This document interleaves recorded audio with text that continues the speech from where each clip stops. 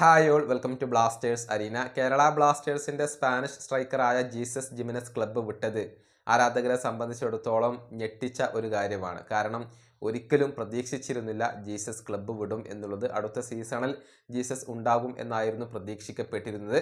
പക്ഷെ അതിന് വിപരീതമായിക്കൊണ്ടാണ് ഇപ്പോൾ സംഭവിച്ചിട്ടുള്ളത്.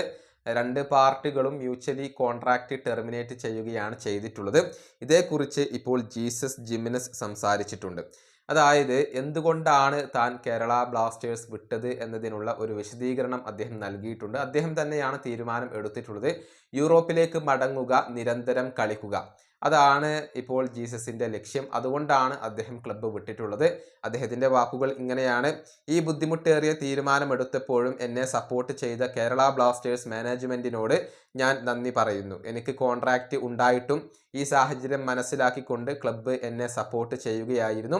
യൂറോപ്പിലേക്ക് മടങ്ങുക എന്നുള്ളതാണ് എൻ്റെ ലക്ഷ്യം. അതിനെയാണ് കേരള ബ്ലാസ്റ്റേഴ്സ് സപ്പോർട്ട് ചെയ്തിട്ടുള്ളത്. നിരന്തരം കളിക്കാനാണ് ഞാൻ ഇപ്പോൾ ആഗ്രഹിക്കുന്നത്. അത് എൻ്റെ കരിയറിൽ ഈ സ്റ്റേജിൽ വളരെ പ്രധാനപ്പെട്ടതാണ്. ഇന്ത്യൻ സൂപ്പർ ലീഗിൽ ചില അനിശ്ചിതത്വങ്ങൾ നിലനിൽക്കുന്നുണ്ട്. ഇക്കാര്യത്തിൽ പ്രൊഫഷണലിസം കാണിച്ച ക്ലബിനോട് ഞാൻ നന്ദി പറയുന്നു. ഞാൻ എല്ലാത്തിനും കേരള ബ്ലാസ്റ്റേഴ്സിനോട് നന്ദി പറയുന്നു. ഇതാണ് ജീസസ് ജിമിനസ് പറഞ്ഞിട്ടുള്ളത്. അതായത് യൂറോപ്പിലേക്ക് മടങ്ങുക, ഒരുപാട് മത്സരങ്ങൾ കളിക്കുക, അതിനു വേണ്ടിയാണ് താൻ ഇപ്പോൾ കേരള ബ്ലാസ്റ്റേഴ്സ് വിടുന്നത് എന്നാണ് ഈ താരം നൽകുന്ന വിശദീകരണം. ഏതായാലും ഇത് തികച്ചും അപ്രതീക്ഷിതമായിരുന്നു എന്ന് തന്നെ പറയേണ്ടി വരും. നിലവിൽ കേരള ബ്ലാസ്റ്റേഴ്സിന് 2 വിദേശ സ്ട്രൈക്കർമാരെ ആവശ്യമായി വരികയാണ്. നേരത്തെ കോമെ പെപ്രയും കേരള ബ്ലാസ്റ്റേഴ്സിനോട് ഗുഡ് ബൈ പറഞ്ഞിരുന്നു. ഈ വീഡിയോ അവസാനിപ്പിക്കുന്നു. അടുത്തൊരു വീഡിയോ കൊണ്ടും കാണാം.